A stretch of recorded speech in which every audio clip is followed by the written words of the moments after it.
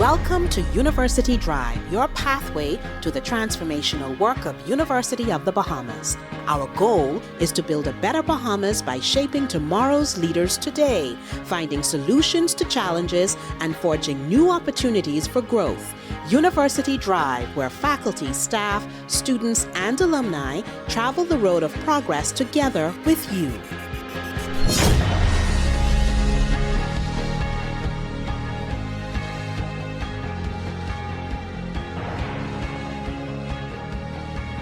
Hello everyone, I'm Tamika Lundy and welcome to University Drive.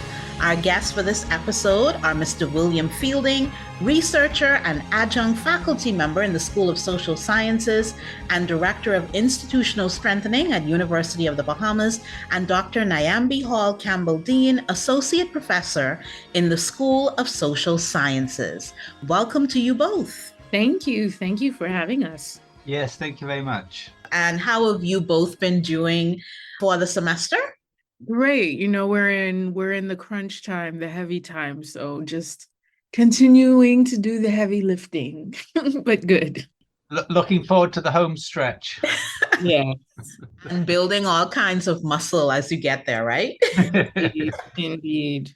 So, Mr. Fielding, you and students under your supervision recently completed a study which has implications for what I'd like to call, and which you have dubbed, intimate partner relationships.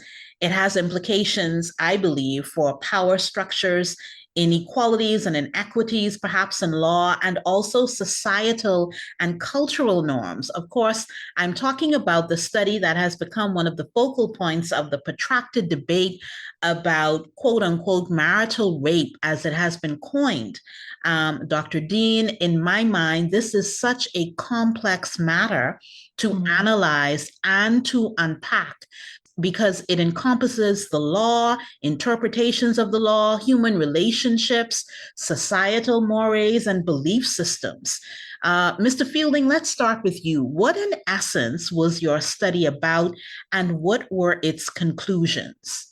That could get us started for our conversation for this episode. All right, thank you. So what we were trying to do was, as you know, there's been a protracted debate about marital rape.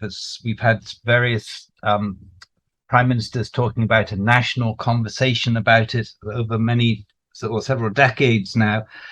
And what occurred to us was that we were talking about the need to change the law, and we talk about policies being data driven, but we noticed that there were no statistics about how common rape within marriage may be. And we thought that this was a deficiency that we should make some attempt to fill. We had done some previous studies on consent, unwanted sexual intercourse, which is effectively rape. But those studies had looked at lifetime experiences. And of course, that's somewhat different to looking at rape occurring within marriage or within a current relationship. So what we did this term with my students, we focused our questions very narrowly on current relationships and women's experiences in their current relationships, whether they be single or whether they be married. So so if they were not in an intimate partner relationship the day they saw the survey form, we would not have included them in our study. So we were very focused. And so what we did was to, first and foremost, was to try and find out how common so-called marital rape might be within marriage. And what we did was, as we know, there is as you have already said, it's a complex issue, and there is a feeling of stigma of owning up to the fact that you have been a victim of sexual abuse, whether it's male or female, obviously, but we were focusing in this study on the females. And so what we did was we asked, amongst other things, a series of nuanced questions. So the first question that we had was, have you had sex with your partner against your will? Which is a fairly sort of benign question, if you like. And then we had another question that, if you like, raised the bar a little bit. and talked about whether they felt that they had been sexually abused. So perhaps, if you like, a more severe element of not of having had sex against your will. And then finally, did they feel that they had actually been raped by their intimate partner? So you can see that these three questions are all related, but they ask it in a slightly different way. So what we found out was, when we simply had this question about having had sex with your partner against your will, in round terms, 14% of the married women said that they had experienced that with their husbands. And this compared to about 6% of the unmarried women. So there was a big difference between those two. And then when we asked about sexual abuse in marriage, it moved from the 13 or 14% that we had, it dropped down to about 13%. So it went down a little bit. And then when we asked about rape within marriage, it went down to 8.3%. So roughly 8% within marriage. So that's 1 in 12 women who are admitting that they have suffered the event of what we would have called rape if it wasn't within marriage, but they're saying that they've suffered that within marriage with their current with their husband. So we felt that this was very important to share with the media and to try and quantify. And of course, at the same time, we know that rape is a violent act, and so we also looked at the we also asked about other events that could have taken place. So a key event would be, has your current intimate partner physically hurt you? And 15% of the married women said yes to that, as opposed to about 11% of the single women. And that's a substantial difference between those two groups. So we were very interested in looking at that. And then we also looked at some other aspects as to how partners treated their women, their female partners. So, for example, we've got some information about whether the female knows whether her partner is having sex with another woman whilst they're at the same time, and so that gives you a window into what we might call sweethearting. And we also looked at some questions about the psychological abuse that women are subjected to, whether they and of course what we find is that psychological abuse, when they are subjected to sex against their will, that psychological abuse, both for males and both for single and married females, is elevated. So we can see that rape or sexual abuse is part of a package of abuse towards the female. And so this again points to the complexity which you alluded to at the beginning. And of course, it fits in with the work that Elizabeth Williams did a year or so ago, when she was looking at the mental health issues associated with women, students who had had sex against their will. So we're trying to build upon what we've already, to some extent, what we already know, but extend it a little bit. And as I say, this time the big difference between what we've done this time and previously was to really focus the questions on your current intimate partner, whether that's a single man or whether it's a married man.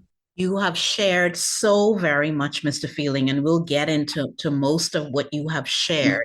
I wanted to bring Dr. Hall Campbell in on this. You are a respected psychologist and you are an experienced academic. You are teaching in higher education. What is your reaction to all that Mr. Fielding has shared in terms of his study's findings? Mm-hmm. What is important to focus on, and then what is important for us as a society to address? Yeah, so my first reaction is wow. Just the numbers, I think, are very compelling. And I think that they say a lot about the state of violence that we see in our communities. I do not think that it is a coincidence that we are seeing high rates of violence, the murder rates that we are seeing, and then this violence is also demonstrated in our relationships. So I think that the significance of this study is larger than just the context of rape and marital rape. I think that it really speaks to this plague of violence that we are experiencing in our communities and is addressing one aspect of it. And so what stood out to me, or one of the many things that stood out to me in the findings that Mr. Fielding said, is that rape is occurring as a package of abuse, right? And I think that that's a really important point to note, because I think sometimes when we have these conversations about marital rape and the context in which these conversations occur, especially when we have the conversations in regards to how we are going to address this under the law and what the government should do, it is often portrayed as if marital rape is an isolated incident that occurs with a situation, well, if it's acknowledged as even being able to occur, right? Because there are many conversations in which persons are saying that there is no such thing. But when we have the conversation where it is acknowledged as being able to occur, it's being viewed, I think, sometimes as an isolated incident on behalf of a mean husband or an unforgiving husband. And when we look at this data, we're seeing that no, it's something that is occurring as a package of abuse. And so we have to begin to address that package in order to really, really get a grip on this problem. I like your intervention about looking at the wider context of all of this. And one hardly knows where to go to next in terms of steering the conversation, because it's so complicated. But I guess a good place to go from here would be, Mr. Fielding, as you did your study, I don't believe you, I mean, could you have done this without addressing the question of consent? I mean, is consent something that is defined? What have our people been saying about consent? Did that come up in any way in your studies investigations? We didn't ask in this particular instance. We didn't specifically ask about consent in the present study, but we have asked about consent in previous studies. So there is a disagreement. This isn't specific. This is in general relationships, if you like, and there is a feeling that on most occasions people feel that they have given clear consent to having wanting to engage in sexual intercourse, and there's about, I think in the last study we did, it was about 10% of the people participants who didn't say that, who said they didn't give clear consent. But most of the time people are giving consent. What that consent looks like becomes quite interesting.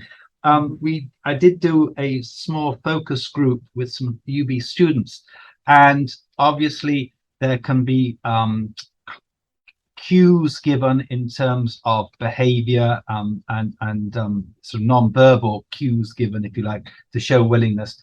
But one of the things that what was discussed, which I found quite interesting, was that people would actually have almost a written agreement. They would text each other and they would agree to meet in order to have a sexual encounter, and this would be basically written down in their text messages, but this was the purpose or a clear expectation of their in planning their encounter. And I thought that was quite an interesting use of social media, but whether these people are going to be aspiring lawyers or not, I don't know. But it's almost a written contract as to what was expected before they even met. And so consent can obviously take quite complicated and maybe novel forms that we older people might not consider in this day and age. Your study also made a compelling point, Mr. Fielding, which is that what might be overlooked in a discussion on rapists is that men who rape their wives are typically violent persons. And I'm quoting from the study.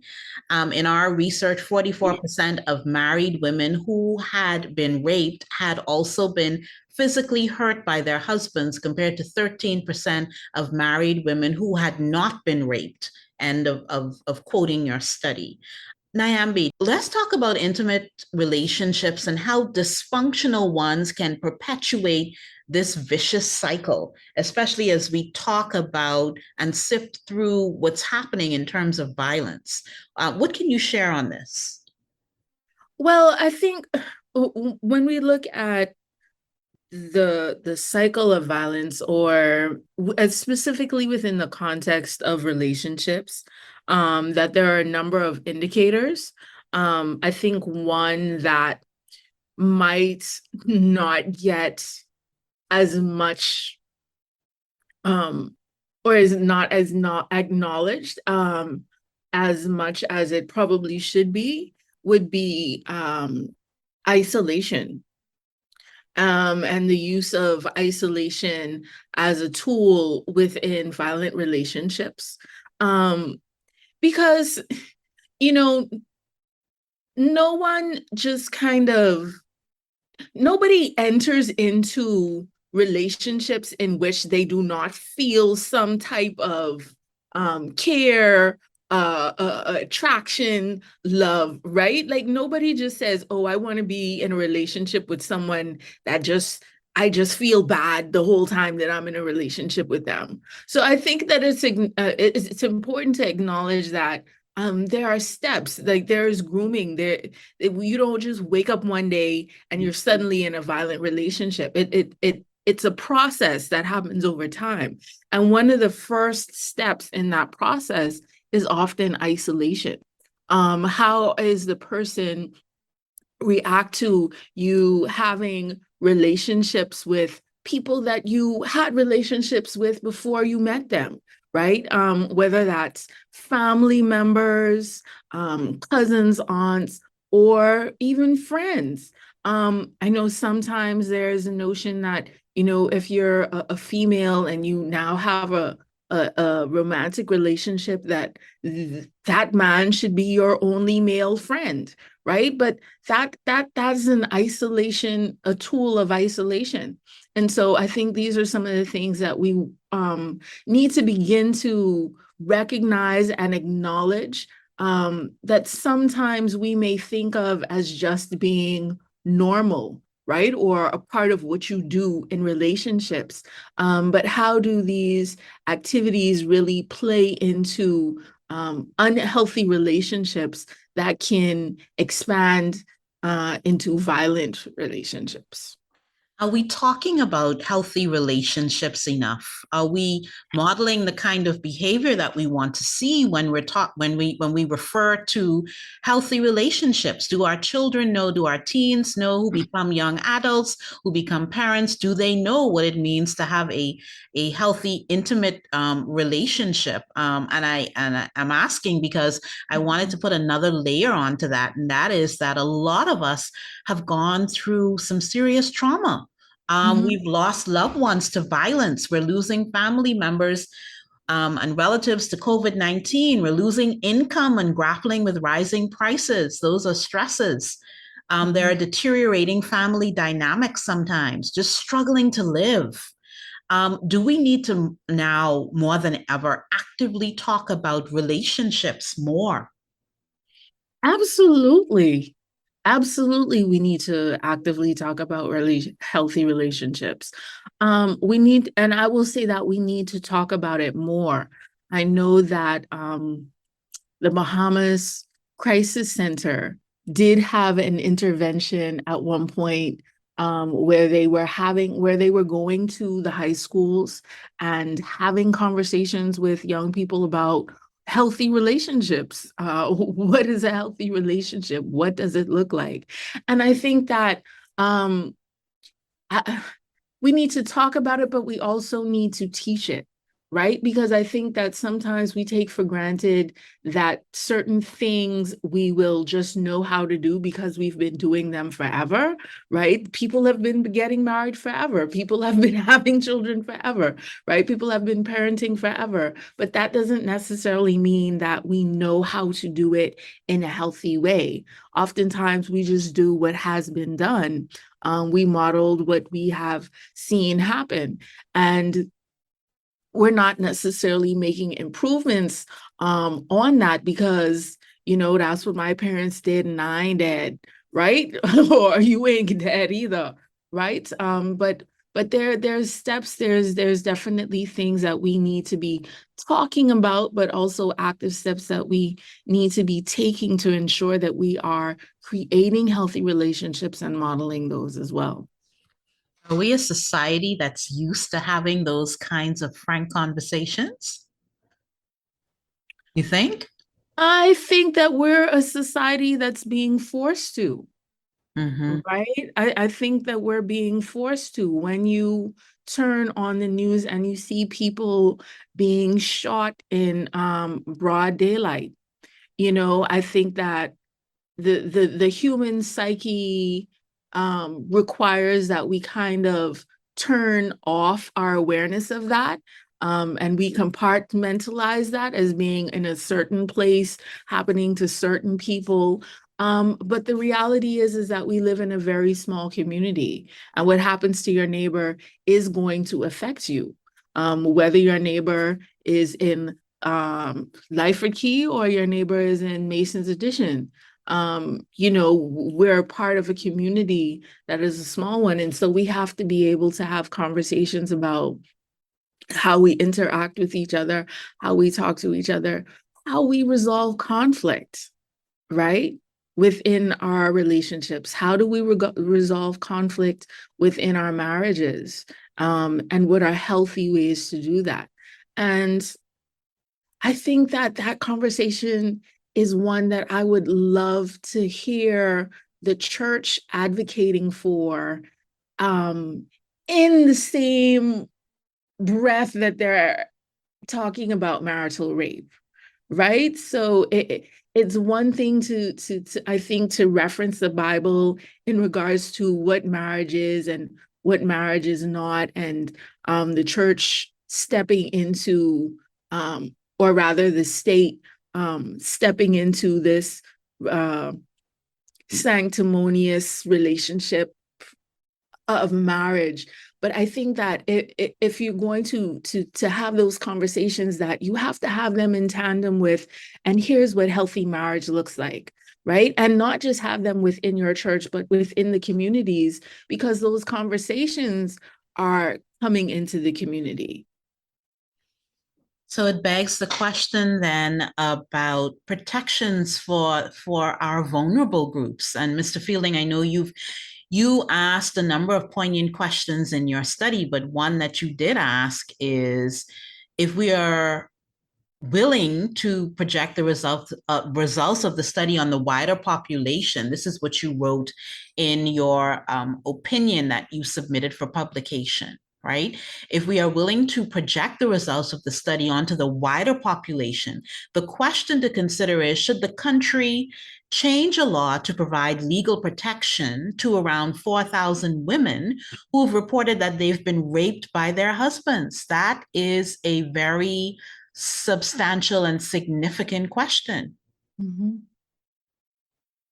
Yes, I mean, I think that starts to put the whole purpose of legislation into some sort of perspective as to what quantum of people are currently, if you like, completely abandoned by the law when it comes to this type of activity, This is a group of people who, if they wished, could have some recourse under the law, which they're currently denied.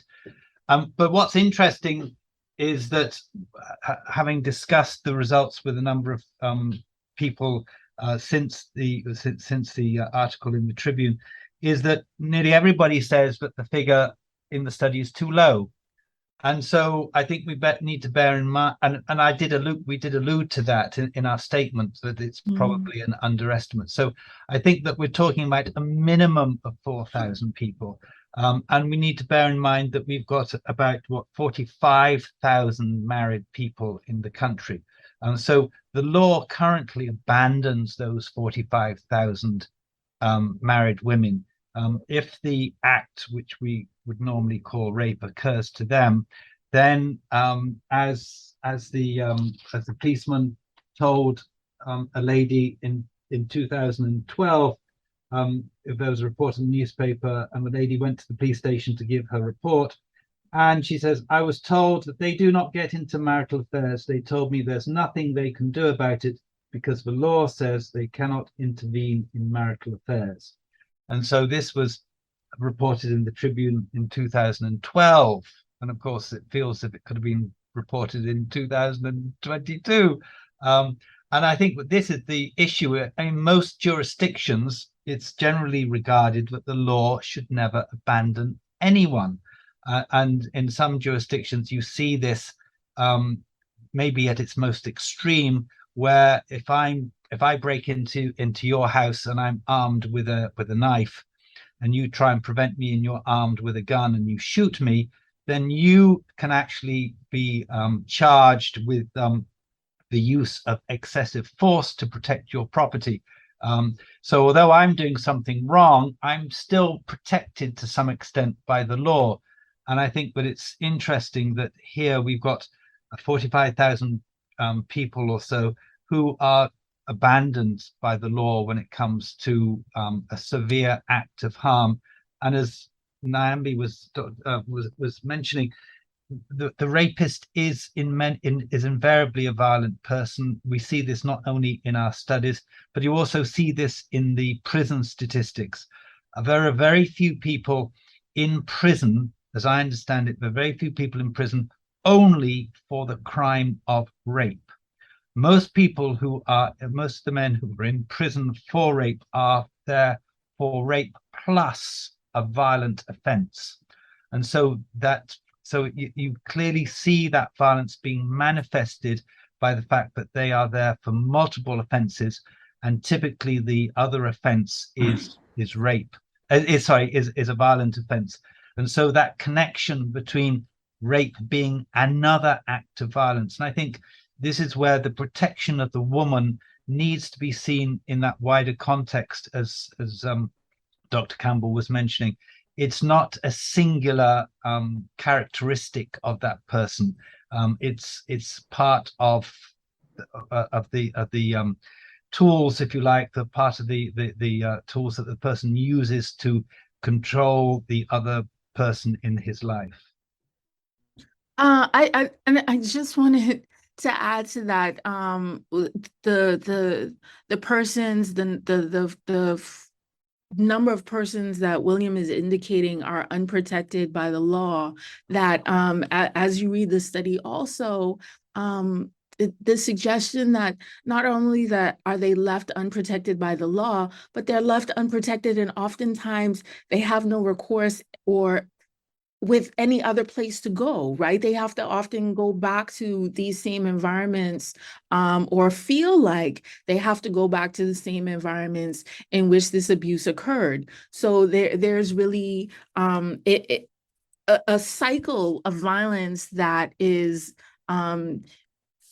in some ways inevitable, right? Because there is no reprieve for the person that is experiencing the violence. And with that, I think that it's also important to note that we want to address this issue for the many victims of the violence, but also to be able to heal the perpetrators, right? That until we can clearly identify that these rapes are happening, that there are men that are rapists, right? Then we can't begin to address what their issues are and the violence that they are embodying, and allow them to also get the healing, the treatments, and the rehabilitation that they need. And I think that what makes it even more urgent is that these perpetrators of violence are among us. They are living in our communities, in our societies. And, you know, for the women who have reported that they've been the victims of rape within marriage, and even those who are not in marriages, but who are in intimate relationships, there might be children involved. And so what's the impact on that? So there are other factors, there are other things, other impacts to be considered. And so I think that this study helps us to have the kinds of conversations that we need to have so that we can address a very serious issue. I want to take a break right here, right now, our first break on University Drive. And when we come back, we'll continue this discussion. We'll take a break and be back after this.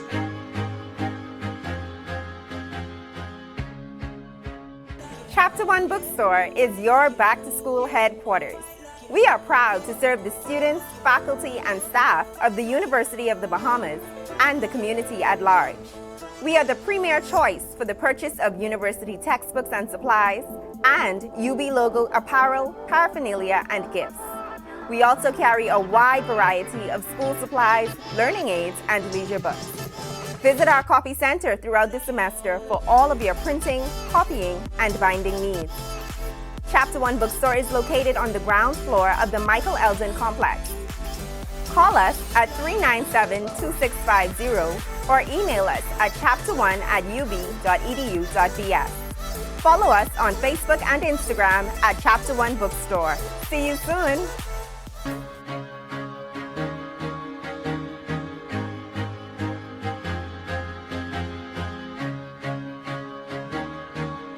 Welcome back to University Drive. We have as our guest Mr. William Fielding, researcher and adjunct faculty member at University of the Bahamas, as well as associate professor in the School of Social Sciences, Niambi Hall Campbell-Dean. Dr. Campbell-Dean, we were talking about so many things in relation to the study that Mr. Fielding and his students did that has generated data on marital rape and rape in intimate partner relationships. One of the points that you had made is that as this information is generated and we're getting new knowledge, we also have a responsibility to take this kind of information and begin to address healing. Healing also within the people who are the perpetrators of these acts. And Mr. Fielding also added that it's more than merely looking at it as rape. It's really violence. And there is a need for us to approach this holistically. Why don't you continue on that? Yeah, I think that we're seeing violence in our communities. We're seeing, and we often are able to talk about it or readily admit to it when it comes to murder. But when we are talking about violence within the context of our relationships, a lot of times I think we downplay it, or we don't even acknowledge what it is, and that may be a function of of not really recognizing what violence in relationships looks like, not really recognizing what models of healthy relationships look like. And so I think that's why it's important, as we continue to have these conversations about marital rape, that we do them within the context of building healthy relationships and noting that this is the goal, right? That the goal is not necessarily to remove the role of men in our society, to diminish the status of the husband in the household, or to lessen the respect or the admiration that we have for men, right? Because that does not lead to a healthy relationship either. Healthy relationships are built off of mutual respect and mutual understanding. And so that is a goal that we're aiming for. And I think that we can talk about marital rape and criminalizing marital rape and acknowledging that marital rape exists while also honoring and respecting men. Do you think that a part of that also has to do with a reluctance to challenge the status quo in terms of the power structure that we have in our society? Absolutely. Absolutely. Nobody necessarily likes to feel like they are losing. And I think we have to begin to acknowledge that patriarchy is a part of the Bahamian society. And that's not something that's exclusive to us as Bahamians, but it's there and it does exist. And so we have to begin to dismantle that patriarchy. And I know that it's difficult to see because Bahamian women are thriving in so many arenas, in so many areas, right? I think there was a statistic around the Bahamas having one of the largest number of women in middle management positions in the world. Right. But then at the same time, when we look at the number of women in political leadership roles, that number is very low. Jamaica, Dominica, and I think Barbados have had female prime ministers, right? That's within the region. The Bahamas has yet to have a female prime minister or to really have women in those very significant political leadership positions en masse in the country. And so we have to begin to have conversations about patriarchy and what that looks like and how that affects us, and that patriarchy is bleeding into our relationships and that patriarchy is also in the church. What I find interesting, Mr. Fielding, also is that, and I always think about this whenever our guests are researchers who are producing findings and new knowledge, I always ask the question about how are we to use this new information? What is it incumbent upon us to do? How are we changing behavior for the better? How are our policies reflecting the information and the data and the findings that are being generated? How will this information be used so that we can make our society better, our relationships better, ourselves better? Well, I can only say how I might like it to be used. I've got no say as to how it will be used, but there have been quite a few public fora where politicians from of both sides of the house have got up and talked about the importance of what they do being driven by data, being grounded in reality as best we understand it, and not just being sort of, this seems like a good idea sort of thing. So my purpose in doing the research is to, if you like, challenge or revisit accepted public opinion, and to, where possible, if you like, replace, not necessarily change, but if it's unfounded, change those opinions by something which we can actually substantiate. And I think this was one of the driving forces about the piece on the marital rape, and also earlier studies that we looked at when we were looking at consent in sexual intercourse, because a lot of people don't understand that, in a sense, they don't appreciate that they have had sex technically against their will when they've been unable to give consent. And so there's quite a lot of ignorance as to when sex is actually consensual or not, because we do have people who consent to sexual intercourse because they're afraid of their partner, which is all part of the violence syndrome that we've been talking about.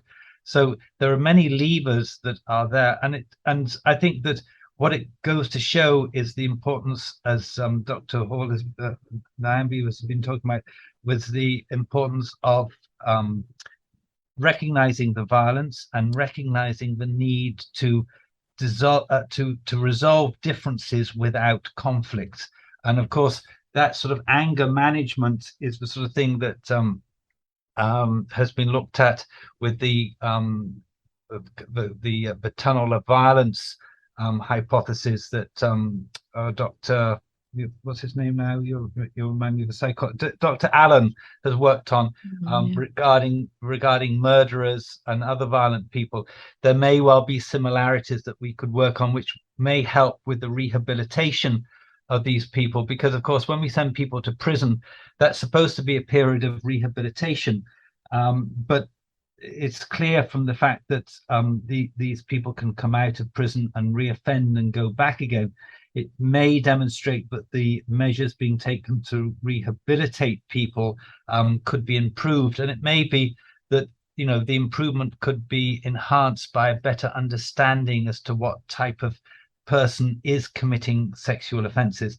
We've had studies done, for example, by Chaswell Hannah looking at murders, but we haven't had a similar study who look at rapes, to look at the profile of a rapist.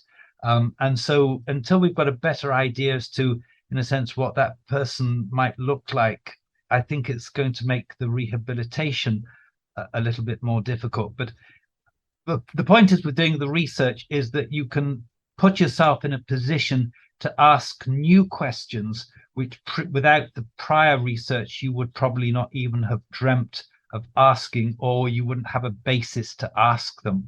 And so I think that that's one of the useful purposes of doing the research, is that we're advancing the conversation into areas which previously might have been, if you like, just based on speculation, but we've now got a basis for that conversation, and then it opens up new avenues for research to which we currently don't know the answer. So this morning in my class, we were talking about the results of this study, and someone said, well, why does that happen? I said, we don't know, but at least you can now ask the question, why? Before you saw the results, you wouldn't have even asked the question.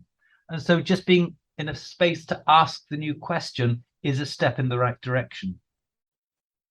Indeed. So it also seems to me that right now the debate is raging about marital rape. But it also seems to me that there should be a space in the national discourse and discussion about violence, like Dr. Campbell-Dean alluded to earlier, because rape is about violence. And you have also pointed out, Mr. Fielding, that a lot of the offenders who are behind bars, only a small number are there for just only rape. It's rape and other violent acts, right? So shouldn't we intentionally create a space for conversations about violence in this country? I mean, Dr. Campbell-Dean pointed out too that it isn't a coincidence, our high rate of murders and violence, and then the data that's coming out about marital rape and intimate partner relationships. What are your thoughts? I definitely think that there needs to be a space. I think that this study and the conversation around violence with it, there was a report that came out around 6,000 reported cases of gender-based violence in the Bahamas over the period of 10 years. But yet I've also been in Zoom meetings with public officials who deny that the violence that is occurring within relationships has anything to do with gender. So I think that we need to have a myriad of conversations, right? Conversations about consent, conversations about healthy relationships, conversations about violence, conversations about patriarchy, how it works, and gender. And we can keep those conversations to the level of the people that we're having them with. right? Because especially conversations about violence, for example, need to begin in primary school. How do you deal with conflict, right? And then go up through the ranks from there. But the conversations need to happen, but they can happen in ways that we're implementing them within the things that we do every day, so that it doesn't have to be something necessarily separate in our lives. How do we talk to each other in nonviolent ways, right? How do we drive on the road in nonviolent ways, so that it can be palatable and incorporated, not seen as something separate. And Mr. Fielding? Yes, I think that this, you know, it all stems from this lack of being able to, if you like, resolve conflict without taking on a violent role. And you know, how much that is to do with negative parenting practices at an early age. If I'm using corporal punishment, if you like, to try and get someone to change an action, then obviously the child is going to learn that by being inflicting some sort of physical violence on another, I can get that person to behave in a way that I want them to behave. And so right from the beginning, from within the home, there may well be cues being given to the children, but the use of violence can be beneficial to me to get my way. And this obviously makes it a very self-centered approach. And we can end up effectively breeding, rearing violence by the way that we bring up our children. So I think the whole parenting practices need to be should be scrutinized. And of course, we've demonstrated that excessive use of corporal punishment, not only here but elsewhere, that has detrimental consequences for the child as it becomes an adult. It breeds, if you like, produces violent adults if you excessively use the corporal punishment. So there are elements of how we treat the children in home which eventually start to play out on the street. And if we've got violent, if we're bringing people up in the sense at risk of making them violent, then obviously if I want to have sex with a woman and she doesn't want it, then I will use whatever means I can to extract that from her. And so, I think there's that continuum which needs to be analyzed. And what we're probably, you might argue, we're looking at the wrong end. We're looking at the sad end of a story rather than saying, how can we stop the sad story from ever being written? So what is this research saying about ourselves? And then what is it calling us to do in terms of action? That may step a little bit out of the scientific, right? But I just thought it was a question that needed to be asked. Well, I hope that ultimately, I suppose, I hope that it will give the decision makers some additional support or otherwise for them to decide what they're going to do in terms of are they going to change the law when it comes to marital rape, because it's in their hands. What is interesting, of course, is that Virginia Valance and I did an earlier study, and the group, we interviewed about 2,000 people with my students. And what was interesting was that the 55 and over male group of respondents, they were least likely to support the idea of making marital rape illegal. And of course, that age group happens to be the decision-making age group. And so within the younger age groups, males and females, there was more support for making rape within marriage illegal. So perhaps this is also telling us that even if today's decision makers, if you like, kick the ball down the road, the change will eventually come as the older people, their influence wanes, and that there is a rising current of support for the protection of women from rape within marriage. Dr. Campbell-Dean, a marriage, I believe that marriage is one of those institutions in Bahamian society that has that sanctity attached to it, and not a whole lot of us who are traditional in terms of the way that we approach society and the community and relationships and what exists really want to rock the sanctity of that. The way that we view marriage, do you think that that is also hindering us in terms of dealing with this whole question of violence and forcing one's will upon another person within the bounds of marriage?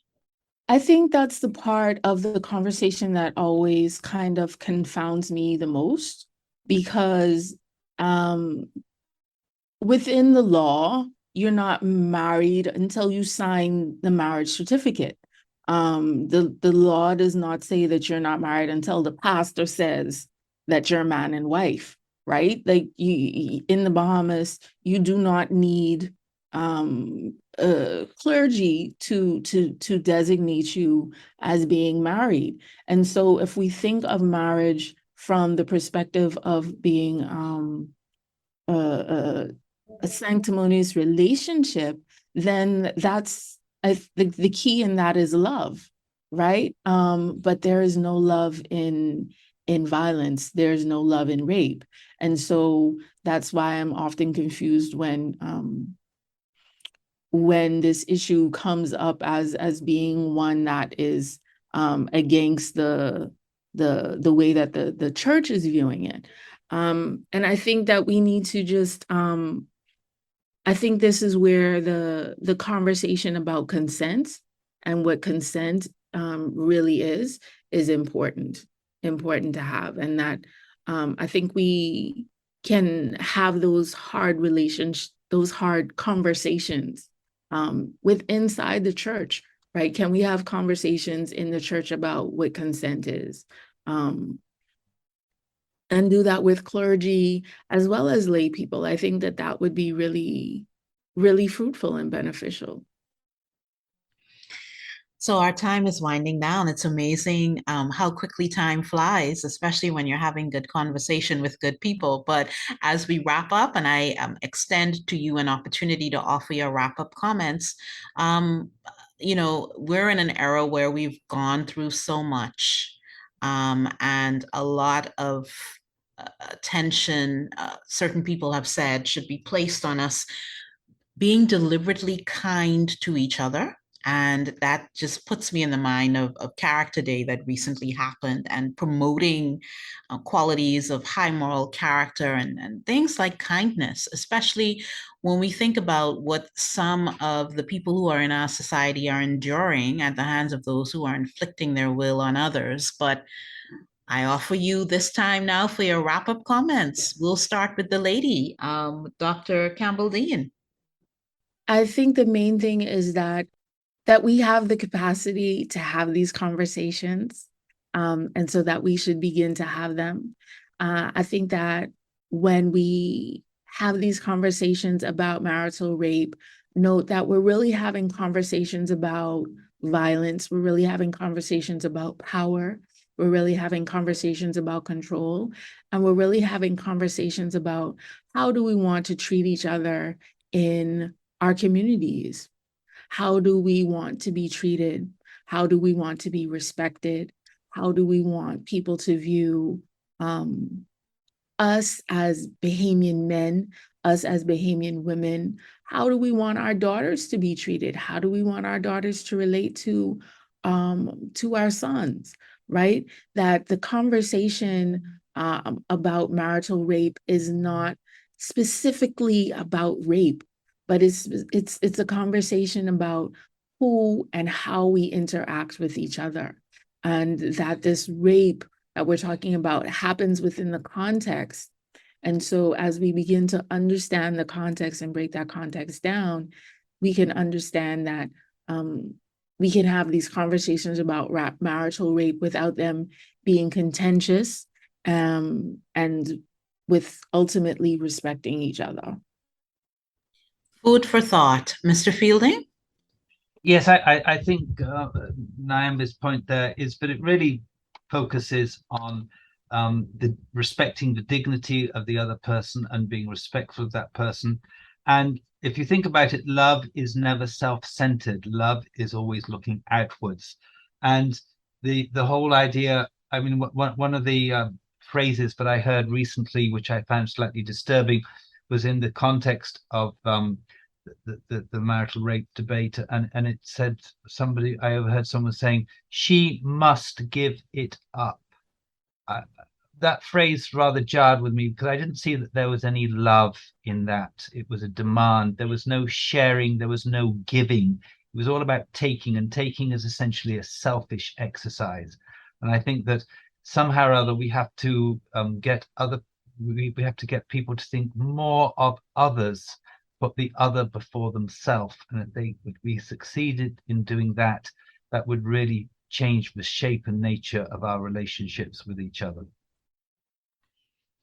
Well, this hour was just too short. I have 50 million other questions, and so you have to come back and join us at some point later on in the season. Mr. William Fielding, Dr. Niambi Hall Campbell-Dean, thank you so much for joining us as guests on University Drive, our 9th season.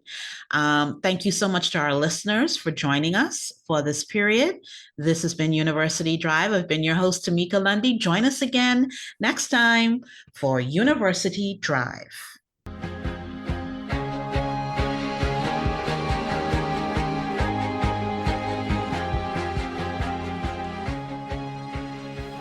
University Drive is a production of the Office of University Relations and the Communications and Creative Arts Academic Unit at University of the Bahamas. All rights reserved.